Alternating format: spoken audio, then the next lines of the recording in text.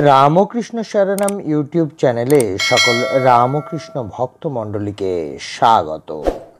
আজকের পাঠের বিষয় ঠাকুরের মহাসমাধির পূর্বের কিছু ঘটনা, লাটু মহারাজের স্মৃতিকথা থেকে। ওং স্থাপকায় চ ধর্মশ্চ সর্বধর্মস্বরূপিণে অবতার বরিষ্ঠায় রামকৃষ্ণায় তে নমঃ। দক্ষিণেশ্বর ছাড়িবার 3 দিন পূর্বে ঠাকুর নিজেই দুপুরবেলা তালতলায় বিখ্যাত ডাক্তার শ্রী দুর্গাচরণ বন্দ্যোপাধ্যায়ের নিকট গমন করেন। সেখানে তিনি সেবক লাটুকে ও যোগিনমাকে সঙ্গে লইয়াছিলেন। ডাক্তার দুর্গাচরণ ঠাকুরকে নানাভাবে পরীক্ষা করেন, কিন্তু তিনি রোগ নির্ণয় করিতে অসমর্থ হন।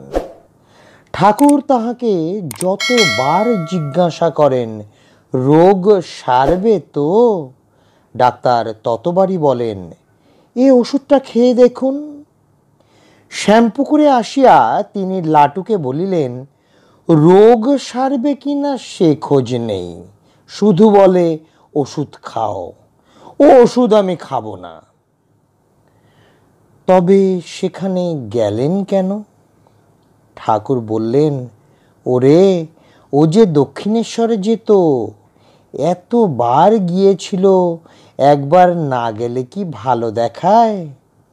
কখনো তো ডাকলে না, তাই একবার নিজেরই যেতে হলো। দুর্গাচরণ ডাক্তার রাত্রির 10টার সময় দক্ষিণেশ্বরে গিয়ে হৃদি হৃদি করে ডাকত।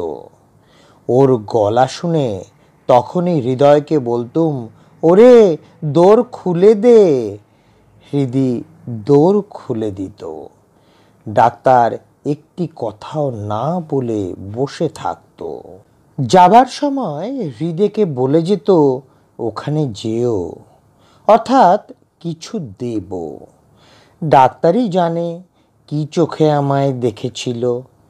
কিছুক্ষণ চুপ করিয়া থাকিয়া পরে বলিলেন, হৃদয় যেন শেষে আমায় কি পেয়েছিল, তার দৌরাত্ম আর সহ্য করতে পারতুম না। সে কেবল বড়লোক ধরে নিয়ে আসতো আর বলতো, মামা তুমি এদের সঙ্গে মেশো, ওদের ছাড়ো, দেখবে কত বাগান বাড়ি তোমার হবে। তাই তোমাকে বলেছিলুম, মা ওকে সরিয়ে দাও। ত্রৈলোক্য যখন তাকে মন্দির থেকে চলে যাবার হুকুম দিলে, তখন ও আমাকে বললে, মামা তোমায় যদি পেতুম তাহলে আবার কালীবাড়ি জাঁকিয়ে তুলতুম, তা তুমি আসবে না? হৃদয় ছিল ভালো, খুব সেবা করত। সে না থাকলে আমার দেহ থাকতো কিনা সন্দেহ। কিন্তু জমি জমা, বাগান বাড়ি, টাকা পয়সার লোভেতে শেষে মাটি হলো সব। লক্ষ্মীনারায়ণ মারোয়ারির থেকে 10,000 টাকা নেবার মতলব করেছিল, সেটা সারদার জন্য ভেস্তে গেল। মন্দির ছেড়ে যাবার পর আমার সঙ্গে একদিন দেখা করতে এলো।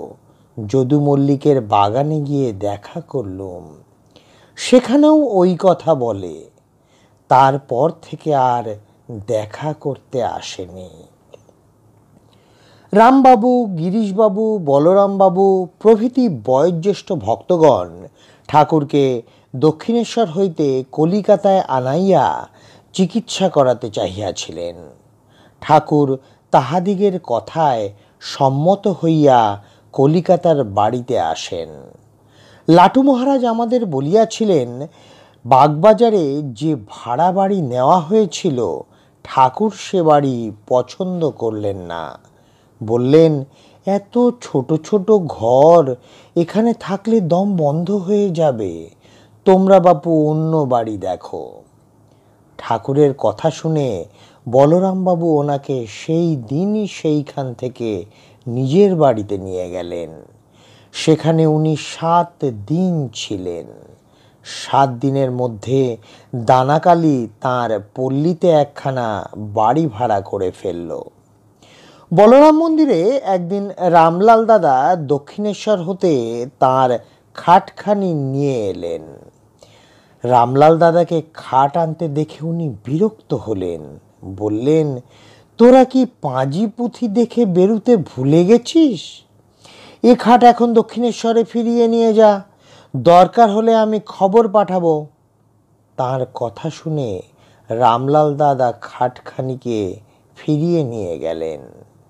শেষে যেদিন যোগিন ভাই মাকে দক্ষিণেশ্বর থেকে শ্যামপুকুরে আনলেন, সেই দিন সেই খাটখানিকে মা গাড়িতে করে নিয়ে এলেন। শ্যামপুকুরে অনেক ডাক্তার এসেছিল, তার মধ্যে দাড়িওয়ালা একজন ডাক্তার ছিলেন। তার ওষুধে ঠাকুরের শরীর গরম হয়ে গেল, গলা দিয়ে খুব বেশি রক্ত পুজ বেরোতে লাগলো। তখন গিরিশবাবু ডাক্তার মহেন্দ্র সরকারের নাম করলেন।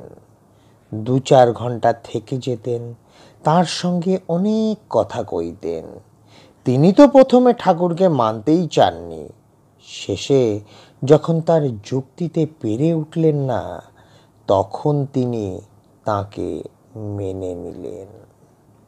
আজকের পাঠের তথ্যসূত্র শ্রী শ্রী লাটু মহারাজের স্মৃতিকথা। জয় ঠাকুর রামকৃষ্ণ পরমহংসদেব, জয় ঠাকুর রামকৃষ্ণ পরমহংসদেব, জয় ঠাকুর রামকৃষ্ণ পরমহংসদেব, জয় মা শারদা, জয় স্বামী বিবেকানন্দ মহারাজ।